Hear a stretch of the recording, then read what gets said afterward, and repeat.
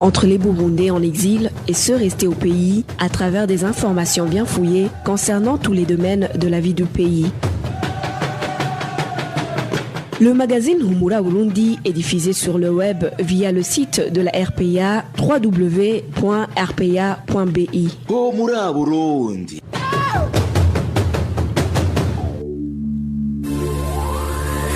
À la présentation, Nadège Irakoze.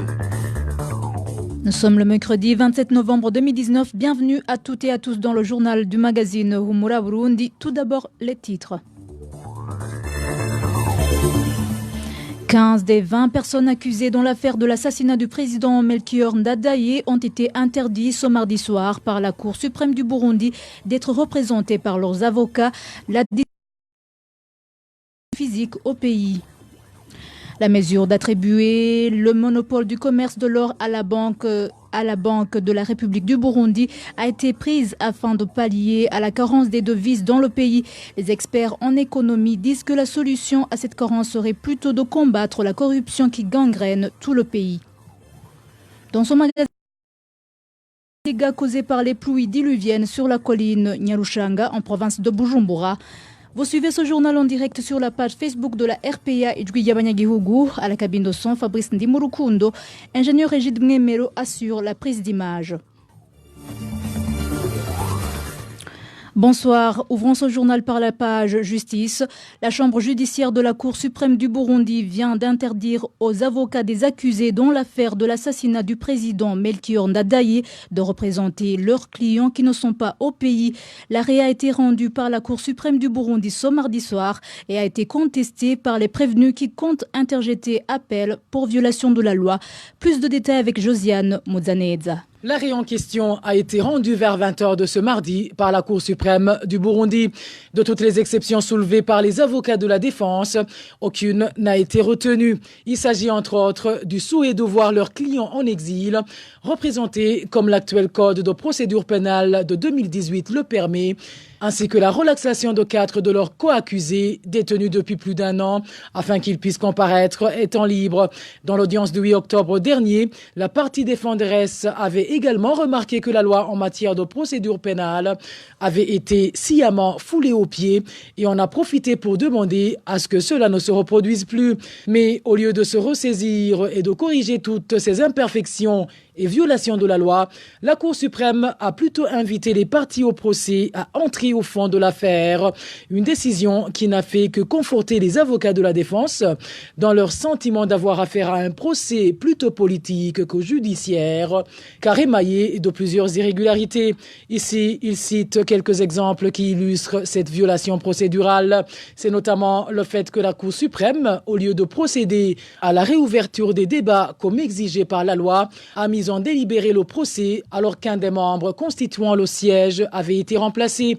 Un autre fait qui a indigné la partie défenderesse est le fait que la Cour a programmé en date du 15 novembre courant l'affaire Ndadaye en audience publique, et ce, à l'insu des prévenus, d'où les avocats de la défense font savoir qu'une fois signifié du dit arrêt, ils vont interjeter appel dans la section d'appel de la chambre judiciaire de la Cour suprême pour demander que ce procès soit le plus réglementaire possible et que justice soit rendue pour leurs clients. Pour rappel, de tous ces 20 accusés, seulement 5 se trouvent au Burundi. Vous saurez également que les 20 sont constitués principalement d'anciens dignitaires du Burundi et d'anciens cadres de la police et de l'armée burundaise. En page média, les journalistes du groupe de presse Iwachu, Egide Harimana, Terence Modzenzi, Agnès Ndirubusa et Christine Kamkazi sont en détention depuis déjà 37 jours. Ils ont été appréhendés le 22 octobre en province Bubanza, alors qu'ils s'y étaient rendus pour un reportage sur l'insécurité qui régnait en commune Musigati. Ces journalistes ainsi que leur chauffeur Adolphe Massabala-Kidza, libérés provisoirement par la cour d'appel de la commune Nahangwa, sont accusés de complicité d'atteinte à la sûreté intérieure de l'État. Retrouvez les différentes productions de la RPA sur Facebook, YouTube, SoundCloud, Twitter et sur www.rpa.bi. Parlons à présent droits de l'homme. Le chef des Imbonerakure sur la colline Wuramata, commune Gihanga de la province Bubanza, connu sous le nom de Rafiki, est porté disparu depuis la nuit de ce mardi. Nos sources sur cette colline indiquent qu'avant de partir, Rafiki a reçu un appel téléphonique des personnes non encore identifiées.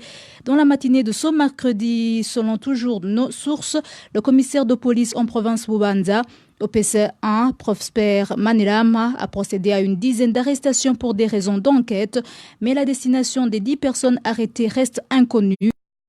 Que Rafiki avait pris la place de l'autre chef des Imbonerakure de la colline Wuramata du nom de Désiré Hakizimana, surnommé Binobine. Le surnommé Binobine venait d'être tué après l'attaque du mouvement rebelle Red Tabara à Musigati. Toujours en page droits de l'homme, 7 personnes ont été arrêtées après l'attaque du 17 novembre dernier à Marura, en commune Mabayi de la province Chibitoke. L'opération était dirigée par les autorités de la commune Mabayi en collaboration avec les Imbonerakure. 2 des 7 personnes arrêtées sont portées disparues. Le point avec Éloge Divin Lemesha. Parmi les 7 personnes arrêtées après l'attaque d'Omarura, 5 sont des membres du parti CNL. Il s'agit de Habumugisha Innocent, de Chimilmana Salvatore, Kanyarazi Joseph, Nindaba Sabin ainsi que Nachonzoba Fulgence. Les 2 autres ne militent dans aucun parti politique. Ils sont connus sous les surnoms d'Oxigoni et Chouma. Selon nos sources, les 5 membres du parti CNL sont tous des habitants de la colline Kibaande. Ces sources révèlent également que ces 5 partisans du CNL ont été arrêtés à leur domicile par l'administrateur de la commune Mabayi, accompagnés par le chef du parti CNDD-FDD dans la commune Mabayi, des militaires et des Imbonerakure. Ces membres du parti CNL ont été accusés d'avoir fait une réunion avant l'attaque d'Omarura du 17 novembre dernier. Ils ont donc été soupçonnés de s'être réunis dans le cadre de la préparation de cette attaque. Or, nos sources nous ont révélé que ces membres du CNL avaient demandé la permission auprès de l'administrateur de la commune Mabayi, qui avait par la suite approuvé la tenue de la dite réunion. Après l'arrestation de ces membres du CNL, nos sources indiquent qu'ils ont été acheminés vers le cachot communal de Mabayi. Selon les mêmes sources, le jeudi dernier, ces militants du CNL ont été retirés de ce cachot à 3h du matin et ont été conduits vers les cachots de la documentation à Bujumbura. Sigoni et Chouma, eux, sont accusés de collaborer avec les rebelles du fait qu'ils ont déclaré avoir vu beaucoup d'hommes armés avec 2 otages dans la rivière de la Kibila, dans la localité d'Ogasevei, à proximité de la rivière Barizo. C'est dans cette localité d'Ogasevei que la population avait déclaré, dans la même période, avoir vu des hommes armés rwandophones, ce qui avait causé la fuite de la population. Nos sources indiquent que le lieu de détention des 2 individus est inconnu jusqu'à l'heure actuelle. Les informations en provenance de la commune Mabayi révèlent que certains des Imbonerakure de cette localité s'opposent à ces arrestations arbitraires dont sont victimes ces membres du CNL. Ces Imbonerakure dénoncent également la disparition de Sigoni et Chouma. Pour eux, ces 7 personnes pour les habitants de la localité d'Okibaande. Nous avons essayé de joindre Bassarugudu et Pascal, administrateurs de la commune Mabayi, pour qu'ils s'expriment sur ces arrestations des membres du CNL, ainsi que les disparitions de ces 2 individus, mais il n'a pas décroché son téléphone portable. Merci Éloge Divin Remesha. Et en province Ngozi, le représentant du parti CNL sur la colline Shoza, zone Birambi, commune Nyamurenza, est détenu au cachot provincial de la police judiciaire depuis dimanche dernier. La population indique que sa santé s'est beaucoup détériorée et sérieusement passée à tabac par des Imbonerakure. Le point avec Hervé Niouhire. Frédéric Sendegeya, chef du parti CNL sur la colline Shoza, en zone Mirambi, a été arrêté à son domicile vers 22h le samedi dernier. Avant d'être arrêté, les Imbonerakure Emmanuel surnommé Nyangoufi, Dismas et Révérien, conseiller du directeur communal de l'enseignement à Nyamurenza, dirigé par l'administrateur Dieudonné Nyonzima, expliquaient qu'ils avaient un mandat d'aller délivré par le procureur de la République Ngozi, un mandat qui personne n'a finalement pas vu selon toujours la population.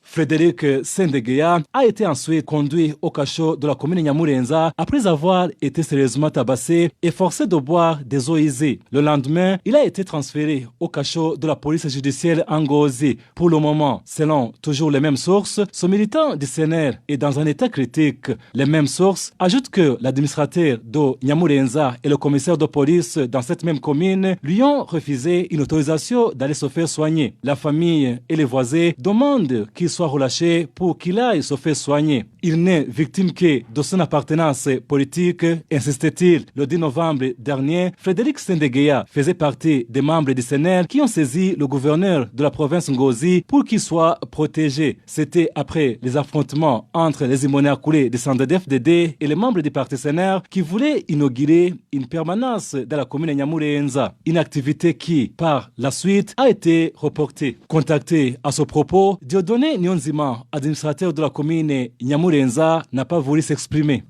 Merci Hervé Niouhire. Une tenue policière a été saisie ce matin au domicile d'un Imbonerakure sur la colline Ruhagarika, zone Gasenyi, commune Buganda en province Chibitoke.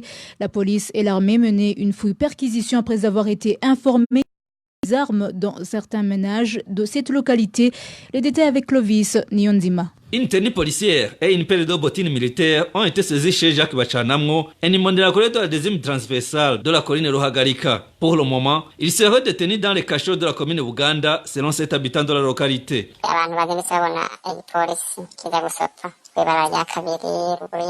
Le matin, les habitants ont constaté la présence des policiers qui étaient là pour une fouille-perquisition. Ils ont fouillé dans 5 ménages. Une tenue policière imperméable et une paire de bottines militaires ont été saisies chez Bachanamgo Jacques, un Imbonerakure de cette colline, et un kit utilisé pour la fabrication de la boisson communément appelée Kanyanga. Pour le moment, il est détenu à Buganda.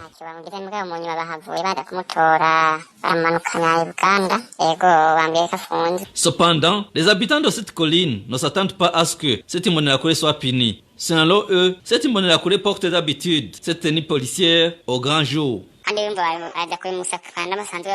Ils sont venus fouiller chez lui en sachant ce qu'ils allaient trouver car il porte ses tenues au grand jour et vend le Kanyanga sans inquiétude. Si cette tenue était découverte chez un opposant, ça allait être grave. Mais comme c'est un membre du parti au pouvoir et que c'est eux qui les lui ont donnés, il va être vite relâché. Ces habitants de la colline Ruhagarika demandent que la justice soit équitable et que cet Imbonerakure Jacques Bachanamgo soit puni conformément à la loi. Merci Clovis Nyonzima. Tous les Burundais devraient aller au-delà de toutes leurs différences pour combattre tout plan de massacre basé sur l'ethnie ou sur la politique. Réaction du porte-parole de la coalition Amizero Y'Abarundi après que la Ligue burundaise des droits de l'homme, ITK, ait révélé ce mardi le plan d'élimination des opposants du parti CNDD-FDD préparé par les leaders de ce parti en province Karuzi. Tassien Sibomana fait un clin d'œil aux organisateurs de ce plan macabre ainsi qu'aux Imbonerakure qui le mettront en exécution, que tôt ou tard, ils répondront à leurs actes. Tassien Sibomana.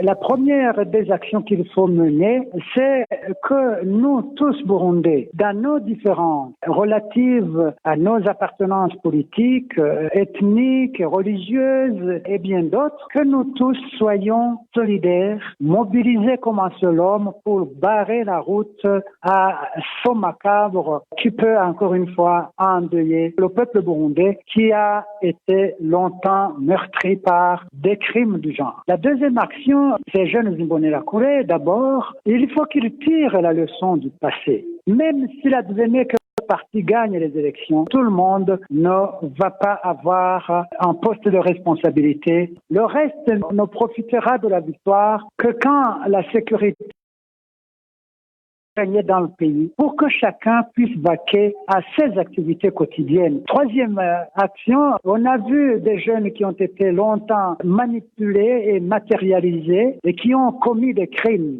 Mais quand le temps est venu que les crimes soient réprimés conformément aux lois nationales et internationales, il a été clair que chacun a répondu personnellement des actes qu'il a commis. Il en sera de même pour ces Imbonerakure, se préparer pour tuer leurs frères et sœurs, leur parenté d'une façon ou d'une autre. L'autre action, c'est bien sûr à l'adresse des institutions de la République. La Constitution, les lois et règlements de la République sont clairs. Les corps ont l'obligation de sécuriser tout le peuple burundais et sécuriser leurs biens. Si jamais ces institutions laissent faire et que le pire arrive, tôt ou tard, elles en répondront parce qu'elles auront violé la Constitution de la République, elles auront violé ces lois et règlements.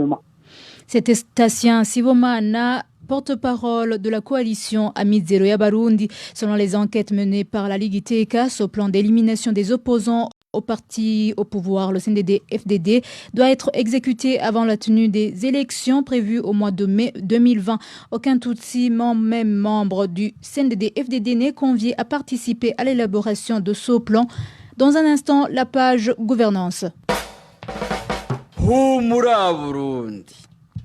En page gouvernance, la carence des devises dans le pays est la principale cause qui a provoqué l'attribution du monopole du commerce de l'or à la Banque de la République du Burundi.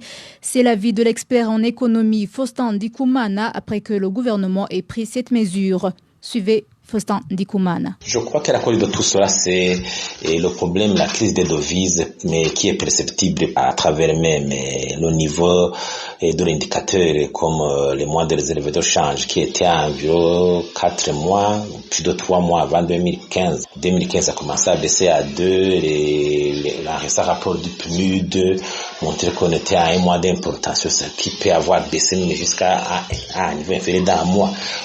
Et la convertibilité de l'euro en dollars est facile, ça peut donc prétendre augmenter les réserves de change. Mais si on analyse d'abord au niveau du code minier, et je ne crois pas que la BRB puisse avoir un monopole. On lui réserve le droit de faire des opérations anonymes. Il n'y a pas de monopole de la BRB sur les opérations sur l'or à travers le code minier actuel. La libéralisation, les mesures de la libéralisation d'intervention du secteur privé dans l'histoire étaient intervenues pour améliorer la gestion de l'économie en économie, pour limiter justement les cas de corruption et de distorsion. Pour Faustin Ndikumana, il n'y aura pas de solution à la pénurie des devises aussi longtemps que la corruption n'aura pas disparu. Suivez encore Faustin Ndikumana. Alors, on se demande si au niveau de la libéralisation, les choses n'aboutissent pas. On n'a pas de résultats. Est-ce qu'on va les avoir si on renforce la centralisation, la gestion par les organes de l'État d'une affaire économique, c'est l'intervention encore des cadres, des mandataires publics, alors que la corruption frappe à première fois, c'est surtout les gens du secteur public. Et moi, je place cette situation au niveau de la corruption qui se généralise et le contexte justement de phénomène dans lequel on se trouve. Parce qu'on voit qu'il y a eu déjà une collision entre le secteur privé et le secteur public. On ne distingue plus vraiment facilement un cadre de l'État, un opérateur économique. C'est vraiment un problème. Il n'y a plus d'État arbitre en économie, c'est difficile. Et c'est pour cela alors que même dans d'autres secteurs comme le café, on retourne à la centralisation, à la gestion des affaires par l'État. Je dois dire que dans cette situation, c'est difficile, il faut de l'énergie spéciale. Il faut mettre la main dans la pâte. C'est-à-dire, il faut commencer à faire des études, des enquêtes indépendantes. Par exemple, pour voir la gestion même des flux de devises. Les flux de devises de la BRB, comment c'était géré. On fait une analyse, une étude, une enquête. S'il y a des cadres qui sont épinglés, ils sont complètement punis. L'intervention de l'État ne fait que justement renforcer l'économie souterraine, les défauts qui avaient fait que dans l'évolution de l'histoire, on limite l'intervention de l'État dans les affaires de gestion économique. Depuis le 25 novembre, le ministère de l'Hydraulique, de l'Énergie et des Mines a sorti une mesure attribuant le monopole du commerce de l'or produit au Burundi à la Banque centrale du Burundi. Une mesure qui, selon ce dit ministère, va aider à la lutte contre la corruption observée dans ce commerce de l'or. Dernier dossier du journal avec la page Société. 6 personnes ont été grièvement blessées suite aux pluies diluviennes qui ont provoqué l'écroulement de leur maison sur la colline Nyarushanga, commune Mugongomanga de la province de Bujumbura. Certaines toitures ont également été emportées à l'école fondamentale de Nyarushanga. Reportage signé Balthazar Miburo. Nyarushanga, c'est la colline la plus touchée par les pluies torrentielles de ce mardi dans la commune Mugongomanga. Parmi les 6 personnes grièvement blessées suite à l'effondrement des maisons, 2 sont toujours admis dans des différentes structures de santé. 4 autres ont déjà regagné leur domicile. Ces pluies ont également emporté les toitures de 4 salles de classe à l'école fondamentale de Nyarushanga. Il y a également certains livres, cahiers et d'autres matériels scolaires qui ont été endommagés. Actuellement, les élèves et les parents de cette école sont dans une désolation totale, selon toujours nos sources à Nyarushanga. Côté agriculture, plus de 40 hectares de champs de maïs et de 20 hectares de champs de pommes de terre ont été également emportés par ces pluies. Ces informations sont confirmées par l'administration communale de Mugongomanga. Les habitants de Nyarushanga victimes de ces pluies diluviennes demandent à tout bienfaiteur de revenir en aide. Merci Balthazar Miburo. Et voilà, fidèles auditeurs de la RPA, c'est ici que nous clôturons le journal du magazine Humura Burundi de ce mercredi 27 novembre 2019. Merci de nous avoir suivis. Merci à toute l'équipe rédactionnelle, sans oublier l'équipe technique. À la présentation, c'était avec Nadège Irakodze. Bonne soirée chez vous.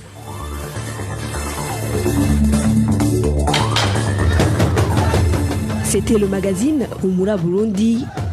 Un magazine campant pour relier les Burundais en exil et ceux toujours au pays à travers une information de qualité.